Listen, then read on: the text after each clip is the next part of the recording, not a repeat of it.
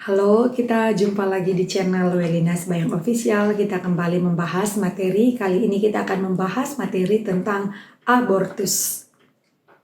Sebelum kita mulai ke pembahasan materi, seperti biasa bagi kamu yang belum tekan tombol subscribe, jangan lupa ditekan sampai berwarna abu-abu dan bunyikan lonceng supaya tidak ketinggalan video-video terbaru dari kita. Terima kasih. Pengertian abortus ya. Abortus itu adalah pengeluaran hasil konsepsi ataupun berakhirnya kehamilan sebelum usia kehamilan 20 minggu atau sebelum berat janin itu kurang dari 500 gram.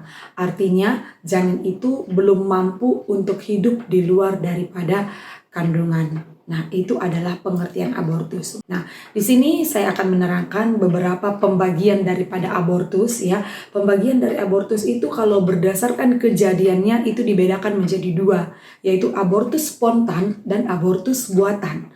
Nah, kemudian kalau berdasarkan pelaksanaannya itu dibedakan menjadi dua, yaitu berdasarkan terapeutik ataupun berdasarkan indikasi medis ya, karena untuk menyelamatkan nyawa si ibu. Dan satu lagi itu adalah tindakan yang ilegal. Mungkin itu yang sering kita dengar adalah aborsi yang ilegal ya.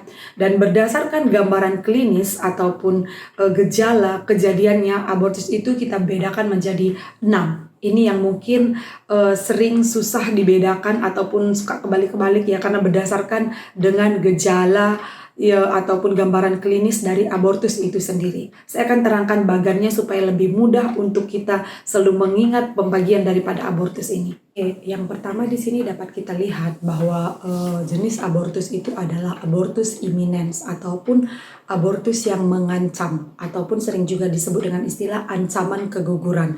Artinya di sini kehamilan mungkin masih bisa diteruskan karena seluruh hasil konsepsi masih ada di dalam rahim dan belum ada pembukaan serviks. Kemudian abortus imminens ini bisa berlanjut ke abortus incipiens. Artinya kalau imminens ancaman, incipiens ini adalah sedang berlangsung. Artinya proses abortusnya sudah terjadi, hanya saja hasil konsepsi belum keluar tapi tidak bisa dipertahankan lagi. Kehamilan tidak dapat dilanjutkan lagi. Nah, kemudian incipiens ini bisa akan berlanjut menjadi dua. Artinya hasil konsepsi keluar secara sekaligus, secara keseluruhan itu disebut dengan abortus komplit, dan jika keluar sebagian itu disebut dengan inkomplit.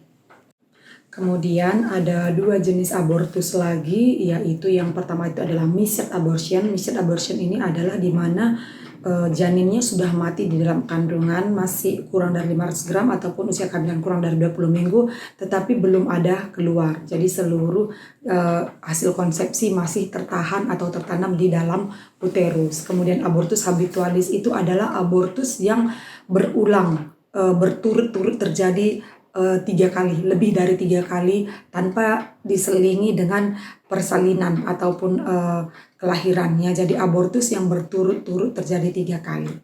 Nah, sekarang kita ke penyebab abortus. Kenapa seseorang itu bisa mengalami abortus ya?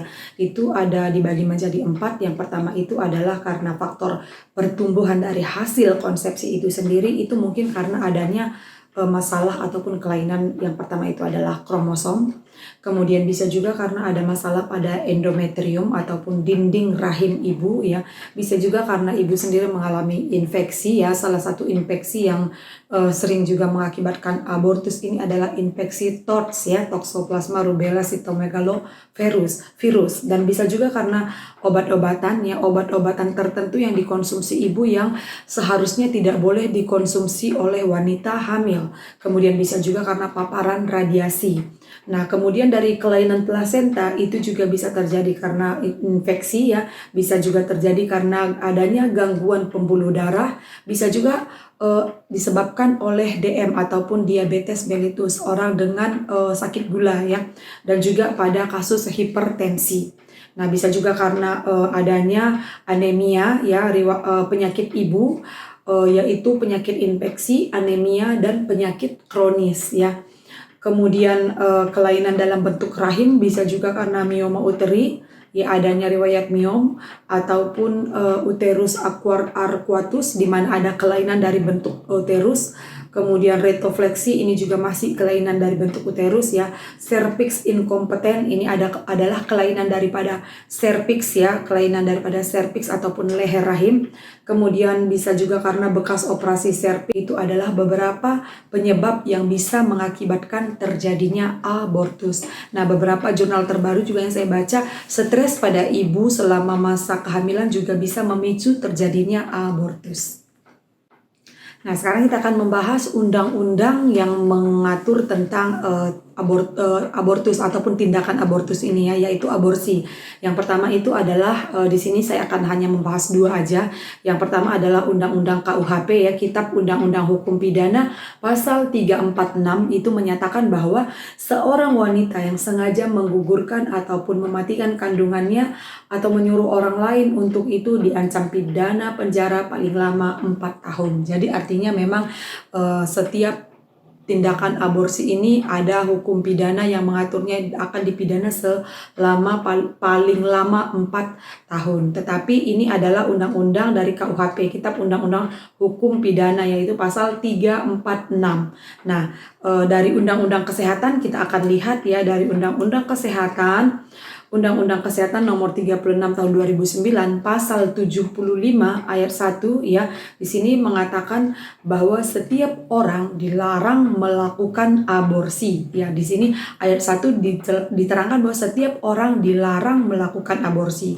Kemudian pada ayat 2 ya dinyatakan bahwa terdapat pengecualian untuk dua hal, yaitu sebagaimana yang diatur dalam ketentuan pasal 75 ayat 2 Undang-Undang Kesehatan.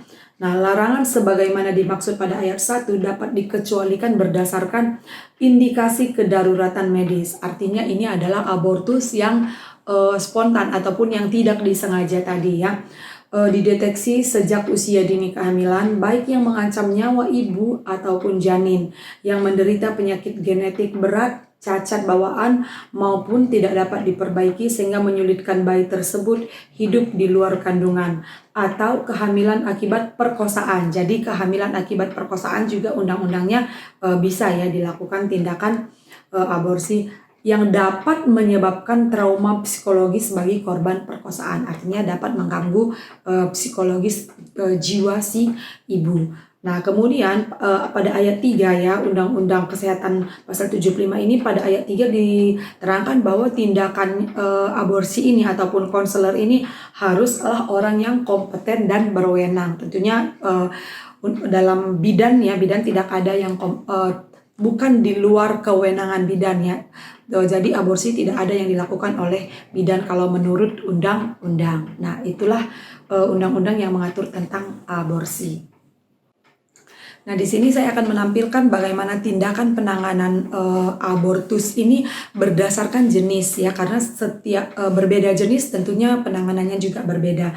Nah, yang pertama tadi abortus imminens ataupun ancaman keguguran itu kalau dari diagnosanya kita melihat terjadi amenore dan nyeri perut ya, uterus membesar sesuai usia kehamilan dan ada perdarahan dari kanalis cervicalis ataupun dari jalan lahir, tetapi serviksnya masih tertutup dan pada saat planotes itu hasilnya masih positif. Kalau di sini, kalau jenis abortus imminens tindakannya itu adalah istirahat total ya, dan obat-obatan seperti penenang ya, penenang, anti pendarahan, vitamin B kompleks, hormonal dan anti kontraksi. Dan ini harus konsultasi dengan dokter SPOG dan harus di USG untuk melihat memastikan bagaimana kondisi hasil konsepsi. Apakah perlu dilakukan tindakan lanjut atau masih kehamilan masih bisa dipertahankan. Kemudian lanjutan dari abortus imminens tadi, jika tidak tertangani dia akan berlanjut ke abortus incipiens ataupun keguguran yang sedang berlangsung. Biasanya perdarahannya itu lebih banyak ya, terjadi perdarahan dan nyerinya semakin hebat, dan pada saat periksa dalam dilihat bahwa serviksnya sudah terbuka tetapi jaringan belum keluar ya, belum keluar. Dan biasanya ini pada usia kehamilan yang 14 minggu yaitu dilakukan adalah kuretase, dan kasus perdarahan yang banyak dilakukan evakuasi secara digital.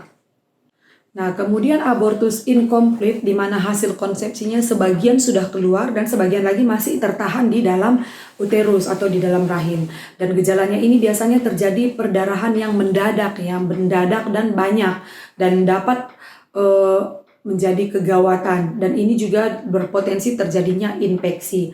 Dan pada pemeriksaan serviksnya itu tampak teraba jaringan dan besar uterus itu menjadi lebih kecil dari usia kehamilan karena sebagian hasil konsepsinya tadi sudah keluar. Tindakannya di sini adalah memulihkan keadaan umum ibu, tentunya di infus ataupun kalau darahnya sudah terlalu banyak keluar bisa juga dilakukan transfusi. Kemudian kuretase pada usia kehamilan 14 minggu, dan pada usia kehamilan lebih dari 14 minggu mungkin dilakukan induksi dan kuretase, dan diberikan juga obat antibiotik dan uterotonika.